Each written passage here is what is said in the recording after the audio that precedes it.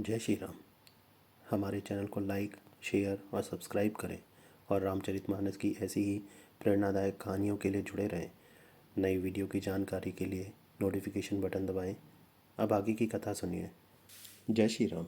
हे भक्तों को मुँह मांगा वर देने वाली, हे त्रिपुर के शत्रु शिव जी की प्रिय पत्नी, आपकी सेवा करने से चारों फल सुलभ हो जाते हैं। हे देवी, आपके चरण कमलों की पूजा करके देवता, मनुष्य और मुनि सभी सुखी हो जाते हैं। मेरे मनोरथ को आप भली भांति जानती हैं, क्योंकि आप सदा सबके हृदय रूपी नगरी में निवास करती हैं। इसी कारण मैंने उसको प्रकट नहीं किया। ऐसा कहकर जानकी जी ने उनके चरण पकड़ लिए।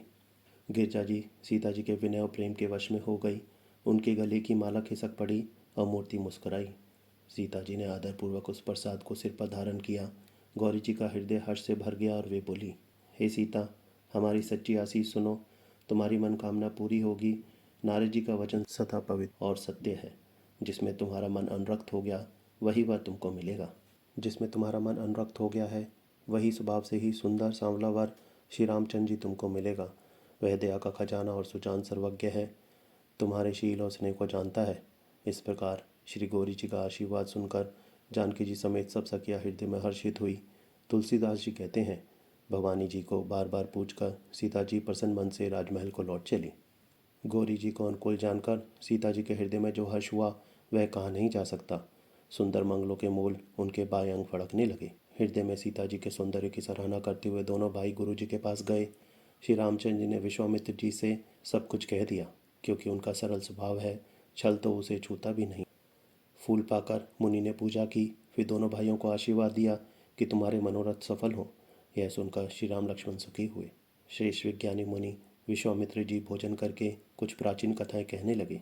इतने में दिन बीत गया और गुरु की आज्ञा पाकर दोनों भाई संध्या करने चले। उधर पूर्व दिशा में सुंदर चंद्रमा उदय हुआ। श्री रामचंद्र जी ने उसे सीता के मुख के समान देखकर सुख पाया। फिर मन में विचार किया कि यह चंद्रमा सीता जी के मुख के समान नहीं है। खारे समुद्र में तो इसका जन्म, फिर विष इसका भाई। दिन में यह मलिन रहता है और कल की है। बेचारा गरीब चंद्रमा सीता जी के मुख की बराबरी कैसे पा सकता है। फिर यह घटता बढ़ता है और विरहणी स्त्रियों को दुख देने वाला है। राहु अपनी संधि में पाकर इसे ग्रस लेता है। चकवे को शोक देने वाला और कमल का वैरी है। हे चंद्रमा, तुझमें बहुत से अवगुण हैं, अतः जानकी जी के मुख की तुझे उपमा देने में बड़ा अनुचित कर्म करने का दोष लगेगा। इस प्रकार चंद्रमा के बहाने सीता जी के मुख की छवि का वर्णन करके बड़ी रात हो गई जान वे गुरु जी के पास चले। मुनि के चरण कमलों में प्रणाम करके आज्ञा पाकर उन्होंने विश्राम किया। रात बीतने पर श्री रघुनाथ जी जागे और भाई को देखकर ऐसा कहने लगे, हे तात, देखो, कमल, चक्रवाक और समस्त संसार को सुख देने वाला अरुणोदय हुआ है। लक्ष्मण जी दोनों हाथ जोड़कर प्रभु के प्रभाव को सूचित करने वाली कोमल वाणी बोले। अरुणोदय होने से कुमुदनी सुख जा गई और तारागणों का प्रकाश फीका पड़ गया। जिस प्रकार आपका आना सुनकर सब राजा बलीन हो गए हैं। सब राजा रूपी तारे उजाला करते हैं, पर वे धनुष रूपी महान अंधकार को हटा नहीं सकते। रात्रि का अंत होने से जैसे कमल, चकवे, भौरे और नाना प्रकार के पक्षी हर्षित हो रहे हैं, वैसे ही हे प्रभु, आपके सब भक्त धनुष टूटने पर सुखी होंगे। सूर्योदय हुआ, बिना ही परिश्रम अंधकार नष्ट हो गया, तारे छिप गए, संसार में तेज का प्रकाश हो गया। हे रघुनाथ जी, सूर्य ने अपने उदय के बहाने सब राजाओं को प्रभु आपका प्रताप दिखलाया है। आपकी भुजाओं के बल की महिमा को उद्घाटित करने के लिए ही धनुष तोड़ने की यह पद्धति प्रकट हुई है।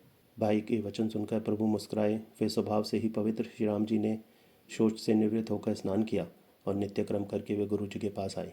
आकर उन्होंने गुरु जी के सुंदर चरण कमलों में सिर नवाया। तब जनक जी ने शतानंद जी को बुलाया और उन्हें तुरंत ही विश्वामित्र मुनि के पास भेजा। उन्होंने आकर जनक जी की विनती सुनाई। विश्वामित्र जी ने हर्षित होकर दोनों भाइयों को बुलाया। शतानंद जी के चरणों की वंदना करके प्रभु श्री रामचंद्र जी गुरु के पास जा बैठे। तब मुनि ने कहा, हे तात, चलो, जनक जी ने बुला भेजा है। मासपरायण 8वां विश्राम, नवापरायण 2रा विश्राम। चलकर सीता जी के स्वयंवर को देखना चाहिए। देखे ईश्वर किसको बड़ाई देते हैं। लक्ष्मण जी ने कहा, हे नाथ, जिस पर आपकी कृपा होगी वही बड़ाई का पात्र होगा। इस श्रेष्ठ वाणी को सुनकर सब मुनि प्रसन्न हुए। सभी ने सुख मानकर आशीर्वाद दिया। फिर मुनियों के समूह सहित कृपालु श्री रामचंद्र जी धनुष्यशाला देखने चले। दोनों भाई रंगभूमि में आए।